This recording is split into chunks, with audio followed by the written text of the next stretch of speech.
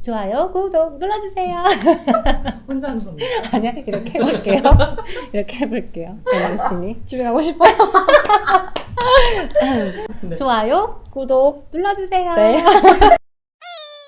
1부에서 이제 산업에 대해서 점수도 주셨으니까 정말 각각의 산업에 있는 해외 종목을 한번 만나보도록 할게요. 첫 번째, 건설업종 안에서 우리 신서정 애널리스트의 가장 사랑스러운 종목은 어떤 걸까요? 저는 대형주 중에서는 GS건설, 그리고 대형주가 아니라면 IS동설을 상당히 좋게 보고 있고요. 네. 매출액은 2021년도 기준으로 10.67조, 영업이익 8,500억 원 정도 추정을 한 거고, 네. 그럼 전년 동기 대비 각각 5.5%, 그리고 13.8%가량 증익으로 본 거죠.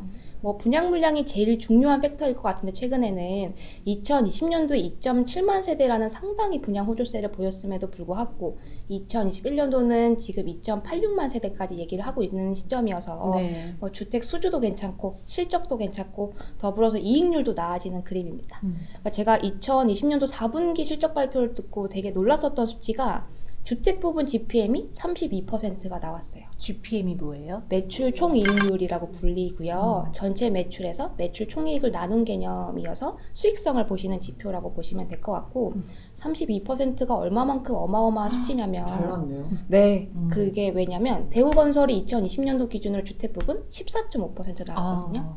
네, 어마어마한 수익성인 거죠. 네. 물론 일회성 이슈도 있었습니다. 뭐 준공 정산이익 효과도 반영이 됐고 프로핏 쉐어도 조금 반영이 됐기 때문에 이런 부분 일회성을 제외하고 본다라면 연속성 있게 30% 이상을 기록하기는 어렵겠지만 늘어나는 분양 물량에서 GPM 15% 이상은 꾸준히 바라볼 수 있다는 점 감안을 해보면 2021년도는 물론이거니와 2023년도까지 증익 사이클 충분히 가능해 보인다라고 말씀을 드리고 있고요. 추가적으로 멀티플 관점에서 본다라면 뭐 실적도 중요한데 네. 건설 섹터 최근에 신성장 동력에 대해서 니즈가 상당히 강하시잖아요. 근데 뭐 데이터 센터를 단순히 준공만 하는 게 아니고 코로케이션이라고 해서 임대 같은 경우에도 진출하려고 하고 있고 네. 폐배터리 재활용이라던가 아니 수처리 부분에 대해서도 부각을 받을 수 있는 요소가 있어 보입니다. 최근에 가장 핫했었던 뉴스 플로우가 자회사 GS 이니마 상장 소식이 있었죠. 네. 1.5조 밸류까지 얘기가 나오고 있는 부분인데 결국에는 저뿐만 아니라 건설 애널리스트 분들께서 이러한 밸류를 반영하지 않은 TP가 지금 나온 상황이기 때문에 이 부분을 반영해서 본다라면 추가적인 업사이드도 기대를 해볼 수 있겠죠. 그 상장까지 봤을 때는요. 네. IS 동설을 또 중소형 안에서 골라주셨는데요. 네. 앞서 1부에서도 언급을 해주셨잖아요. 다시 한번 좀 정리해주세요. IS 동서는 사실 자체 사업장을 많이 보유하고 있는 디벨로퍼들을 제가 상당히 좋게 볼 수 있는 국면이라고 생각을 하거든요. 네. 단순히 도급만 한다라는 것은 설사 분양 호조세가 연출되더라도 정해진 공사 B만 받는 구조인데 반해서 디벨로퍼 같은 경우에는 사온 땅값은 픽스되어 있는데 네. 분양 호조세가 연출이 되면 분양가가 상승하면서 이익률을 더 크게 볼 수 있는 상황이 연출될 수밖에 없거든요.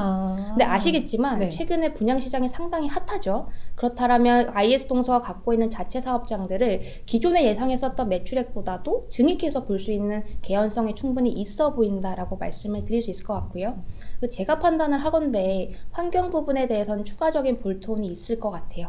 지금 인선 ENT 자회사로도 몇 개 업체를 더 붙이고 있는 상황이고 추가적인 볼트온이 발생을 한다라면 환경 부분이 당연하게도 건설 부분보다 멀티플을 높게 받는데 건설 부분 대비 환경 부분의 이익 기여도가 높아지는 시점에서는 그 멀티플적인 관점에서 리밸류에이션을 기대해봐도 되겠다라고 생각을 해보고 있습니다. GS건설 IS 동서 방송에서도 좀 여러 번 나오고 있는데 그쵸? 네. 확실히 주목을 해봐야겠네요. 그럼 건자재 인테리어로 넘어갔을 때 저는 인테리어 하면 가장 먼저 떠오르는 게 한샘이고 가장 마지막으로 떠오르는 것도 한샘이에요. 뭐가 있을까요? 봤을 때?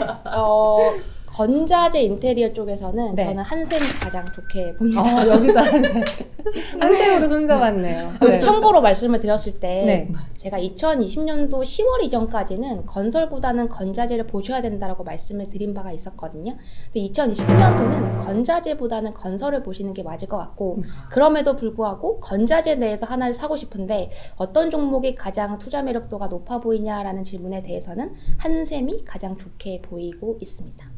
한샘이 사실 2017년도 이후로 매출액이 2018년도, 19년도 감소를 하면서 주가가 좀 많이 빠졌었던 종목이거든요. 네. 이거를 탈피하는 원년이 됐었던 게 2020년도이고 2021년도는 추가적인 증익이 가능해 보여요.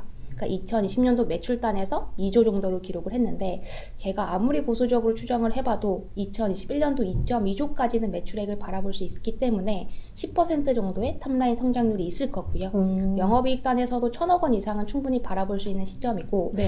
뭐 한샘 부문별로 좀 나눠서 봐본다라고 하더라도 가구랑 인테리어로 나눠볼 수 있겠죠. 근데 인테리어 부분에 대해서는 증익이 되는 거에 대해서 시장에 이견이 없을 것 같아요.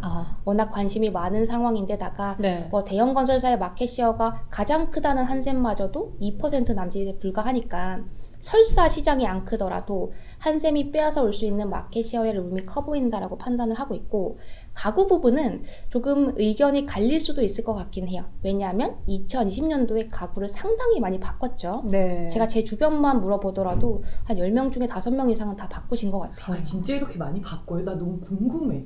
저희 집은 하나도 안 바꿨어요. 그래요? 그래서 아니 이게 사람들이 코로나 때문에 인테리어 그리고 뭐 가구 수요가 증가한다고 하는데 크게 막 와닿지가 않아서 안 그래도 도현 앵커한테 물어봤었거든요. 근데 저는 나는 안 바꾸는데 그래도 음. 인기가 많구나라는 걸 느꼈던 게 유튜브였거든요. 유튜브에서 리모델링 하는 그런 관련 영상이 그쵸. 조회수랑 구독자가 엄청 많더라고요. 맞아요. 이게 뭐 원래 학교를 다니던 자녀분들은 집에서 공부해야 되는 니즈가 생기다 보니까 추가적인 책상을 구입하게 되고 저 같은 경우에도 원래 회사에서 야근을 하고 돌아왔던 편이었는데 재택근무를 하다 보니까 기반 시설이 하나도 없었잖아요. 그 가구를 사야 되는 물론 니즈가 있었던 것도 사실이지만 네. 뭐 돈도 유동성은 늘어나는데 밖에 나가 살 건 없으니까 가구나 바꾸자라는 수요도 꽤나 있었던 것으로 판단이 되고 있습니다. 네. 우리가 재택근무를 안 해서 몰랐나? 그래서 그런가 저희는 죄송해요. 트렌드를 좀 몰랐네. 그래서 2020년도에 네. 가구를 이렇게 많이 바꿨는데 2021년도에 또 바꿀까라고 맞아요. 생각을 해보면 아닐 가능성이 있어 보이잖아요. 왜냐하면 가구 한 번 바꾸면 5년에서 6년 정도 적어도 쓰는데 네. 근데 한샘 같은 경우에는 대리점 출점 효과라고 하죠. 뭐 리하우스 매장 같은 경우에도 기존의 27개 매장에서 한 32개 매장까지 늘어날 것 같고 그런 출점 효과를 통한 매출액 증대를 기대해봐도 되는 국면이어서 뭐 인테리어도 좋지만 가구도 그렇게 보수적으로 보실 필요성은 없어 보인다라고 얘기를 드려볼 수 있을 것 같습니다. 네. 가구 인테리어는 이케아 아닌가? 나는 마켓비, 까삼이야. 아 까삼이야. 예뻐. 근데 이렇게 건자재보다는 지금은 올해는 이제 건설이다라고 했지만 네. 건설 위에 있는 게 폐기물이잖아요. 가장 마지막으로 또 탑픽을 네. 들어봐야 되겠죠. 별점 4.5점을 받은 폐기물 공개해 주세요. 저는 폐기물 중에서는 그러니까 폐기물 쪽은 제가 사실 커버리지를 게시한 게 IS 동서밖에 없긴 하거든요. 네. 근데 지금 다 주가 레벨을 생각해 봤을 때 와이엔텍이라는 종목은 좀 코멘트를 드려보고 싶어요. 와인텍.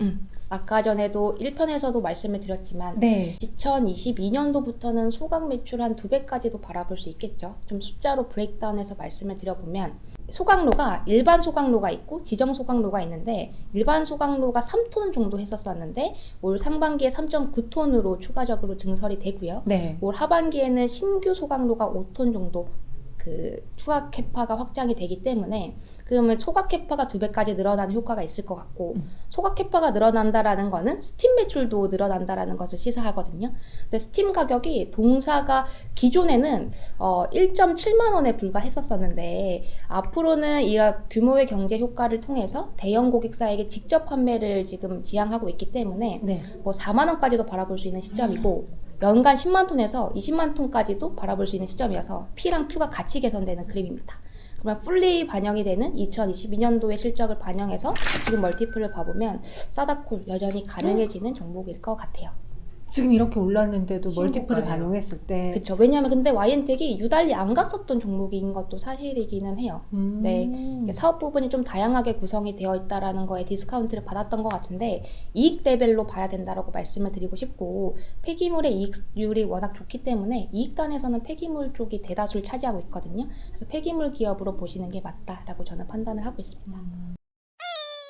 그럼 앞서 건설은 상고하자 이야기하셨잖아요. 음. 폐기물의 경우에는 딱히 그런 사이클 없이 올 한 해 다 좋을까요? 네, 저는 풀리 되게 좋을 것 같고 ESG 관련해서 뭐 투자 모멘텀이 쏠릴 때마다 폐기물 한 번씩 다시금 보셔야 될 것 같고 저 어제 아버지랑 식사하다가 뉴스 봤는데 폐기물 관련해서 쇼티지 뉴스들이 또 계속해서 나오고 있는 시점이더라고요. 네. 이런 시점 되면 당연히 주가가 흔들흔들 할 수 있으니까 꼭 관심을 가지실 거를 바라보고 있고 참고로 폐기물 얘기가 나왔으니까 2020년도는 의료 폐기물 관련해서도 상당히 핫했었거든요. 네. 근데 이거는 그러니까 그 기고 효과라고 하죠. 그러니까 2020년도가 상대적으로 그 관심도가 높았으니까 2021년도는 상대적으로 모멘텀은 빠질 수 있다. 네. 이 정도는 코멘트를 드릴 수 있을 것 같아요. 네.